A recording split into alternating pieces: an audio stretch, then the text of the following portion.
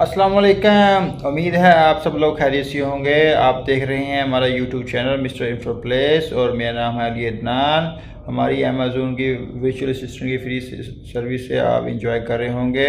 पिछले तमाम लेक्चरों में जो मैंने आपको अमेज़ोन के बारे में बहुत सारी इंफॉर्मेशन दी और लास्ट 4 लेक्चर में प्रोडक्ट हंटिंग के बारे में आपको बताया कि किस तरह आपने प्रोडक्ट हंटिंग करनी है बिफ़ोर ज्वाइनिंग अमेज़ोन अकाउंट। तो उसके बाद मैंने आपको जो है आपकी प्रोडक्ट की कैलकुलेशन के बारे में बताया कि किस तरह हम अपनी प्रोडक्ट को कैलकुलेशन कर सकते हैं। तो वो तरीका भी मैंने आपको बहुत आसानी से बताया। अमेज़ोन की वेबसाइट पे जाके प्रोडक्ट कैलकुलेटर को किस तरह यूज़ करना है, जो बिल्कुल फ्री ऑफ कास्ट है। और प्रोडक्ट हंटिंग का जो मैंने आपको जो तरीकाकार बताया है, तो उम्मीद है कि बहुत सारे लोगों ने अपने प्रोडक्ट को सिलेक्ट कर लिया होगा और वो लिस्टमेंट के लिए रेडी होंगे। स्टूडेंट पूछ रहे हैं कि सर ये हम अमेज़ोन का जो है प्रोडक्ट हंटिंग से जो करनी है वो किस सोर्स से करनी है, कहाँ से करनी है, किस प्लेटफार्म से करनी है। तो मेरी नज़र में जो प्रोडक्ट सोर्सेज है वो सबसे जो बेस्ट एप्लीकेशन है वो अली बाबा B2B है। तो अली एक्सप्रेस भी है और बहुत सारे 3 4 5 जो है कंपनी हैं जो टॉप पे जा रही हैं, लेकिन सबसे जो ऊपर है वो अली बाबा है। आप गूगल में सर्च कर लेंगे best sources product in Amazon, तो आपको गूगल 15 से 20 जो है कंपनियां आपको सर्च करके दे देगा।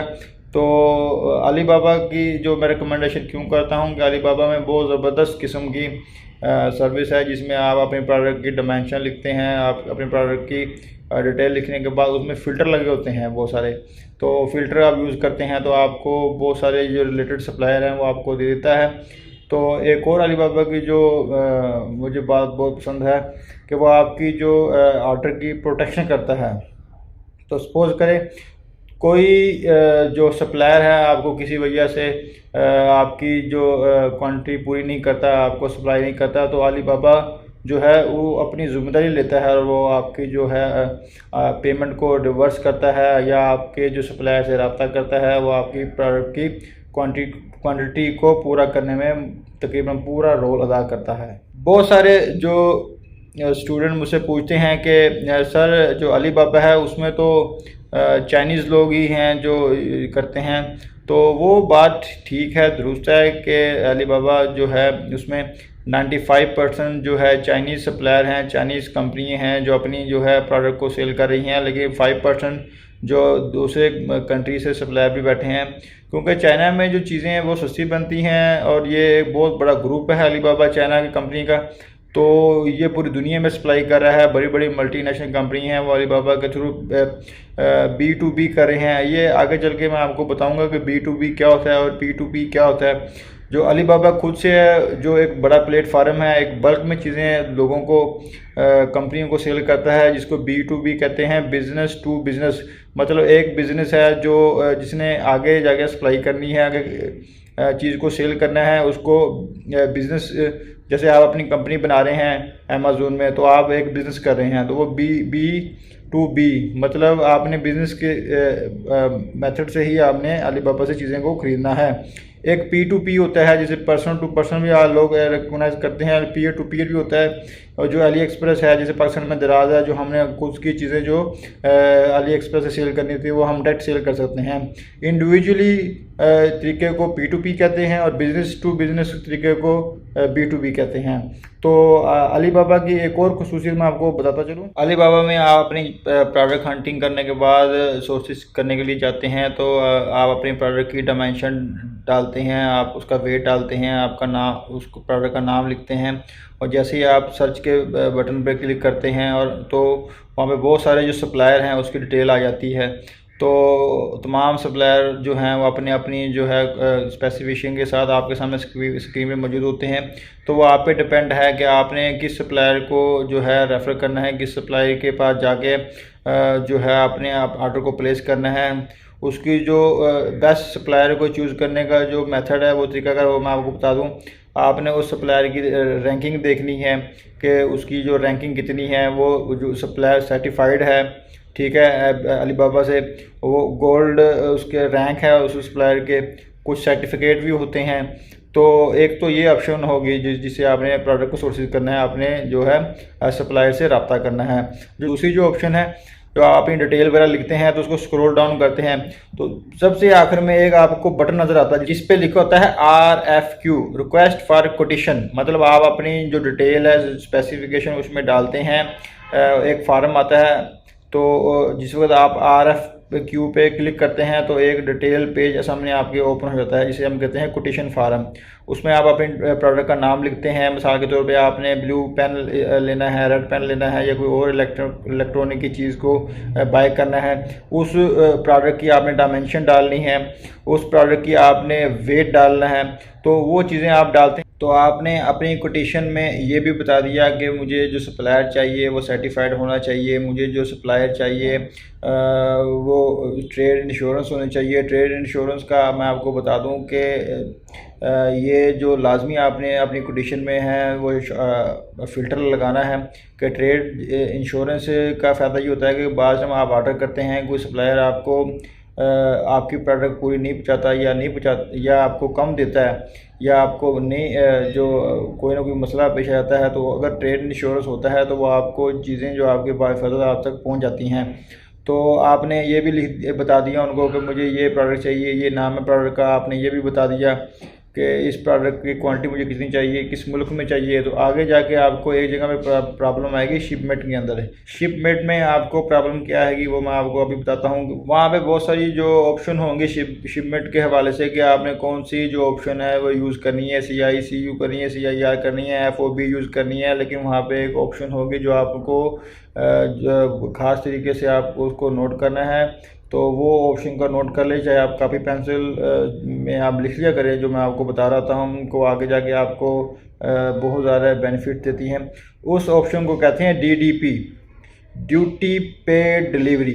तो DDP का मतलब है कि जो कुछ आपने बाय करना है तो उसका जो कस्टम ड्यूटी है वो आपने पे नहीं करना और आपके जो सप्लायर है उसी ने पे करना है।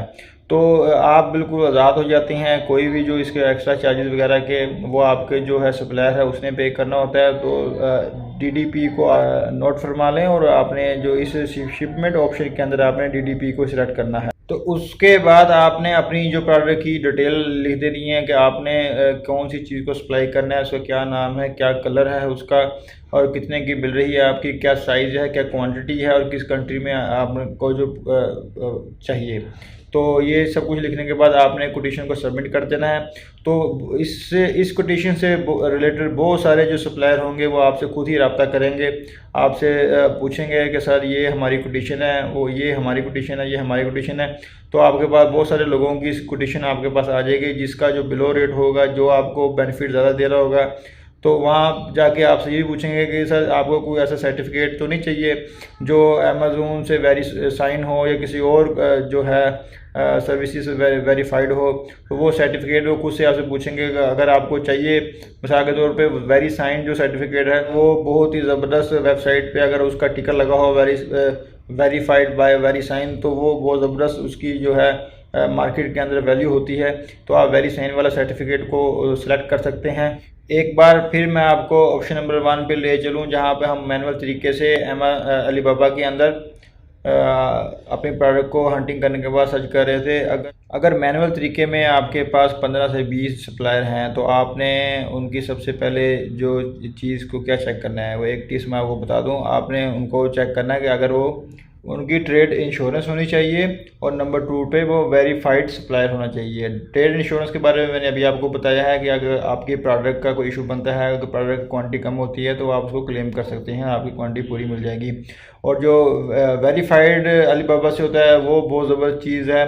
तो वो वेरीफाइड हो अगर आपका सप्लायर है तो बहुत ज़बरदस्त है। तो बहुत सारे जो स्टूडेंट्स और मेरे दोस्त पूछते हैं कि अगर गोल्ड रैंक हो तो उसमें वेरीफाइड की ज़रूरत नहीं है। तो गोल्ड रैंक लेना अलीबाबा में कोई मसला नहीं है, ये सब पेड टूल्स होते हैं। आप अलीबाबा को पैसे दें, वो आपको 3 स्टार 4 स्टार 5 स्टार गोल्ड वो बने होते हैं वेबसाइट पे वो लगा देगा, तो ये इसका कोई इशू नहीं है। सबसे जो चीज़ मैंने है वो है वेरीफाइड सप्लायर। वेरीफाइड सप्लायर वो होता है जो अली बाबा ने कुछ से थर्ड पार्टी के थ्रू वेरीफाइड किया होता है।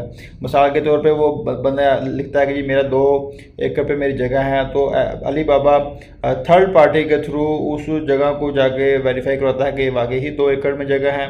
फिर वो लिखता है कि ये मैंने ये चैन लगाई है, वो थर्ड पार्टी जाकर उसको चेक करती है कि इसकी वाकई ही वही चैन है।